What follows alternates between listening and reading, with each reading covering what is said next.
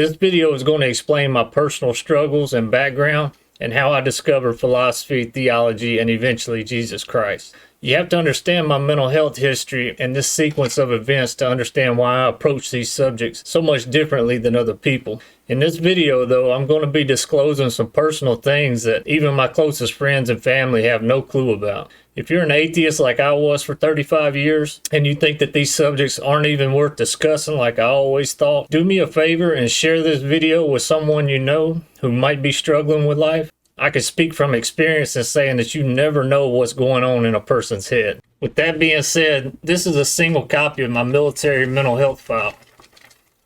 And that only covers the last 5 years of my active duty career, 2009 to 2014. I know what it's like to feel like nobody can relate to what you're going through, but I also know that there is life on the other side of the struggles, no matter how deep your despair is at the moment. If nothing else, I hope this video will motivate some of the folks out there who are struggling just to keep pushing forward. There really is true peace of mind out there to be had. So here we go with my story. This is my official military medical retirement paperwork. I was diagnosed with obsessive compulsive disorder with delusional disorder somatoform type. The Army details their determination of my disorder as whenever there is evidence of total occupational and social impairment due to such symptoms as gross impairment of thought processes or communication, persistent delusions or hallucinations. Now, before saying what I just said, there were very few of my friends and family who knew there was a delusional disorder aspect to my OCD. I was always embarrassed to say it because of the implications of those words. I would just say that it was a severe case of OCD with an extreme social anxiety disorder. The Army explains their justification for giving me disability as compensation is warranted in this case because criteria for housebound have been met. It hasn't been until recently that I've realized just how differently I view the world from other people. All these realizations that you'll hear me list throughout the rest of this video, they've all happened within the last 5 years. I never thought about these things before then. So in this first section of video, I'm going to do my best to explain what it's like to see the world through my eyes and interpret it with my mind. So first off, you need to understand the mentality of someone with a delusional disorder. We are people that the entire medical community, our own loved ones, and the whole world consider to be irrational. We exist on an intellectual island. I will stand on my convictions and viewpoints in the face of the entire world. I don't care what you say. You haven't experienced life from my perspective. You haven't been through what I've been through or seen what I've seen. Well, that exact same mindset translates over to philosophy and theology for me. I don't care if philosophers and theologians have agreed on the same things for thousands of years. If I see something that doesn't make sense or is unexplained, my mind won't allow me to just accept it or skip over it like most people's will. I have to think it through and find a logical explanation for what I'm seeing. I've also recently realized that my mind is pathological. This is another aspect that really separates the way I think from most other people. The definition of pathological is extreme in a way that is not normal or that shows an illness or mental problem. My mind never stops running and it's obsessive. When I get focused on a certain subject or topic or skill, it's like tunnel vision. I'm all in mentally. Well, politics was the one subject that really gave my mind something to focus on. But again, I approached it pathologically. I love politics. It was like this giant puzzle that gave my mind something to put together and argue about. I put way too much emotional commitment into it though, and I had zero self-control while engaging with other people. My reactions to a simple question would be totally disproportionate and uncalled for. I would approach a simple question like it was a personal attack on me. That led to another recent discovery. I have a narcissistic personality. We see things a lot differently than most people. We're actually slaves to our pride and it blinds us in a way that most people aren't. I spent 7 years of pathological thought studying politics, front to back, and figuring out how the world worked through politics. There was nothing you could surprise me with in a political argument. I was a staunch conservative, but I could argue from the liberal perspective just as easily for fun. It was that level of narcissism and confidence that I had in understanding politics that ultimately led me to Jesus Christ. This is what started the entire journey that I've been on for these last 5 years. I'm pretty sure that it was a weekend, but definitely in early December of 2016. Now, this is going to be the 2016 version of me speaking. I don't care about politics or world events at all anymore. but back then it was my life. I lived and breathed it every waking second. So there I was. I'm ecstatic that Trump just won the presidency and literally saved America from Hillary Clinton. He's the true outsider who's going to fix this country. Then out of nowhere, I discovered this massive scandal that directly implicates the Democratic Party. At that time in my life, nothing would make me happier than to see the Democratic Party completely destroyed. And this wasn't some little Benghazi email scandal either. This was pure evil on a scale that I didn't know was even possible. At this point in my life, I know exactly how the political media cycle worked. I couldn't wait for Monday to roll around because Hannity, Rush, Donald Trump, Laura Ingraham, Fox News, these Christian conservatives were going to eat this scandal alive and set the Democratic Party back generations before Obama even leaves office. Then Monday, Friday, Christmas, New Year's, Trump's inauguration, all came and went and not even a peep from any of them. This is what you could call my red pill moment. The philosophical term for this is called ontological shock. The definition being to change your thoughts and your views of everything that you believe in, to think in a completely different way of all things. What you have been taught is not the way it really is. At that time in my life, I viewed reality itself from a naturalistic evolutionary perspective. There was the Big Bang, evolution, and no evidence for anything supernatural. We were the result of an unguided process called natural selection. I view society from a conservative political perspective. The most evil entity that existed was ISIS, and the biggest threat to America and the world was liberal politicians and policies. People burning the American flag, they could get an all-veteran firing squad for all I cared. But out of nowhere, I stumbled upon this pure evil that didn't correspond to anything that I was taught or believed to be true throughout my entire life. Ontological shock is a very humbling thing for a narcissist like myself. I spent years mocking people about their non-scientific religious and political beliefs. Then I realized that I might actually be the clueless one. What I've been doing for the last 5 years, no non-pathological person would actually do. But I am pathological and housebound, and I have nothing but time on my hands to do it. I became a true skeptic. I sincerely question every single thing that I've been taught and believed to be true about reality itself. From human rights to evolution, gravity, consciousness, world history, conspiracy theories, and even the historicity of the Bible and its stories. Everything I either laughed at or held as absolute undeniable truth was now on the table. The biggest and most important decision I made at the very beginning was to put everything that I was emotionally committed to on the shelf. That included patriotism, military veteran support, Southern pride, conservative politics, Facebook arguments, you name it. I completely stopped watching TV and listening to talk radio. Until I did that, I never realized how much I was controlled emotionally with both fear and anger. Shortly after I made that decision not to emotionally care about politics and world events, the NFL national anthem kneeling scandal kicked off. 2 months prior, and I would have been recommending firing squads. Now it didn't mean anything to me. Now I'm actually standing back and watching Mama and Daddy and all my conservative Facebook friends being upset, where I would have previously been the ringleader stoking all the anger. It was one of the most therapeutic decisions I've ever made. I suggest it to every person who watches this video. Stop worrying about emotionally driven issues and use all that energy to search for objective truth. When I sincerely started searching for objective truth, the very first thing I realized is that philosophy is the most important subject that I was never taught in school. I believe most people think of philosophy like I always did. It was a subject for elitist intellectuals to argue about. People who spent their entire lives inside of classrooms and had zero life experience out in the real world. I always thought philosophy was concerned with how you live your life, but that's just a tiny portion of it though. Philosophy is what sets the boundaries and rules of things like truth, numbers, knowledge, reality, identity, and every single thing that we're taught from birth throughout our entire lifetime.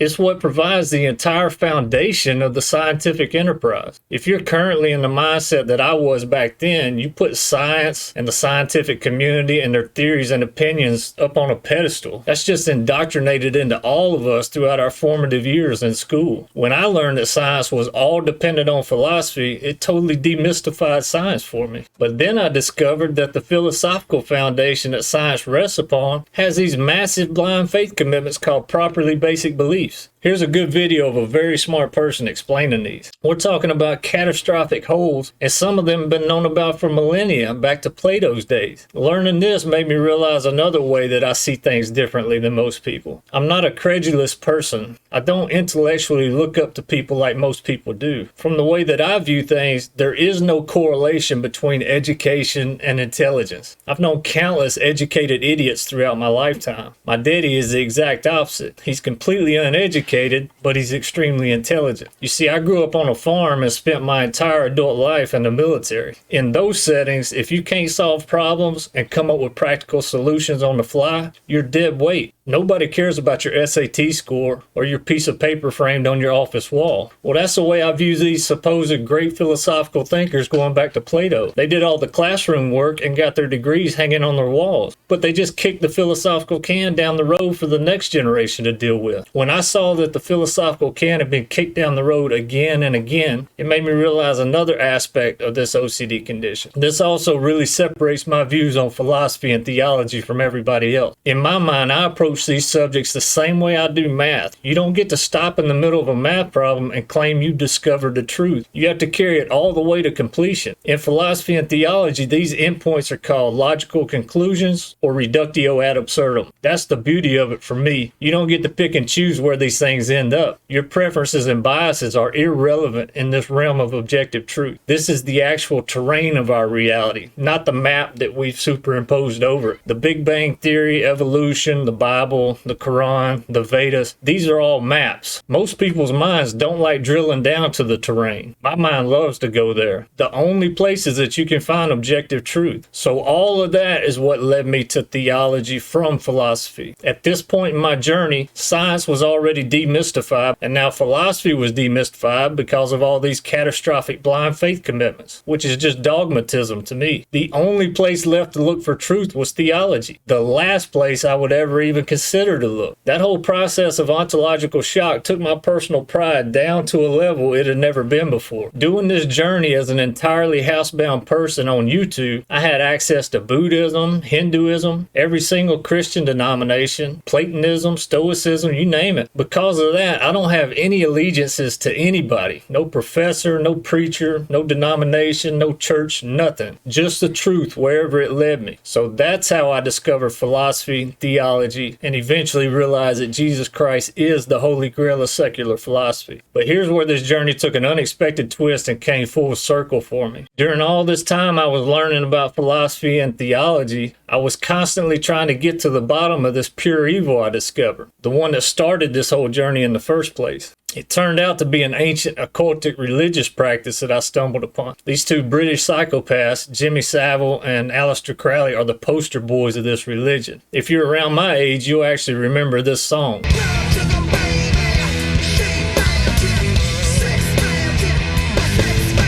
I thought it was just a catchy song back when I was growing up. Little did I know it was an ancient religious practice. There's nothing new about what Jimmy Savile, the Roman Catholic clergy, Jeffrey Epstein, Aleister Crowley, these are just people who have always practiced their religion behind closed doors. This practice is clearly laid out in the Old Testament. You've only heard about the sanitized version of these practices, the version that the media allows to be exposed. It's actually the unsanitized version that you've seen the effects of on TV, but you're probably just like I was and didn't understand what you were looking at. See, I used to make fun of all these childhood celebrities that lose their minds in their early 20s. Like, poor them, it must be so hard to have all those millions of dollars. I didn't understand the religion that most of these kids are born into. I didn't understand the rituals and practices that are done to these kids, or the stuff that they're forced to participate in. I didn't understand how the human mind is designed to compartmentalize and suppress traumatic childhood memories. I didn't know that those memories tend to reintegrate in people in their early 20s. So how does all this craziness relate to me? Well, just 2.5 years ago, an old childhood friend of mine told me that I was sexually abused when I was 4 years old. Not only that, but my supposed abuser was an extremely trusted friend of the family throughout my entire lifetime. Someone I was still very close to when this was told to me just a couple years ago. Now, if this had been told to me a couple years earlier, it would have ruined me. With my OCD, it would have occupied 90% of my waking thoughts. I would have been completely paranoid that somebody would find out about this. I would have been a nervous wreck around this person. The person who told me this would have a serious control over me as well. This wasn't told to me in a therapeutic manner. It was told to me vindictively with the intention to hurt me. I'll explain the circumstances later in the video. Here's the twist though. Even after it was told to me, I still had no conscious memory of being sexually abused. I didn't know if this friend was telling me the truth or lying. That's a question you have to ask yourself. Even if it was true, would you want to know it? If you had no conscious memory of the abuse, I can honestly say that had it been told to me 2 years prior, no, I would not want to know it. I would have done everything within my power to prevent even the possibility of the subject ever even arising. But I'm a completely different person than the one that existed for 37 years. When he told me this, I already knew and had accepted the truth of Jesus Christ. I had already been truly set free from the person that I was. So I invited my alleged abuser to the house that exact same day that I was told this and confronted them in person. And they did confirm that they had sexually abused me when I was just 4 years old. It was another ontological shock that I had to deal with. I had to rethink my entire life just 2.5 years ago. A lot of the things that never made sense in my life started making sense. With my OCD, I'm constantly watching people's patterns of behavior and trying to understand what's driving them psychologically. I finally understand the truth of my own life and history. I understand what I'm looking at when I see certain patterns in other people. I've come to label myself as a broken person. I define a broken person as someone who has some sort of childhood trauma or early life trauma, whether it be emotional, sexual, physical abuse, neglect, or traumatic event, something that alters a person's behavior for life. It can be very subtle, but it's clearly there. I realize that that's the real pandemic in this world. Childhood trauma is behind more addiction, suicide, mental health issues, incarceration rates, and general self-destructive behavior than anything. That especially goes for child sexual abuse. It's everywhere and on a scale that's truly mind-boggling. Now, that's not an excuse for living an idiotic life like I did just because you had childhood trauma. I'm just saying this because I know how many millions of people aren't as fortunate as I am. Their trauma is very vivid in their memories. I also know that there are just as many millions of people who are suppressing those memories like I clearly am. There's a lot of people who are empty and hollow inside like I was, and they're holding unconscious grudges against their creator because of what was done to them. I'm living proof that the truth of Jesus Christ can and will set you free. I know you've heard that scripture a million times like I had.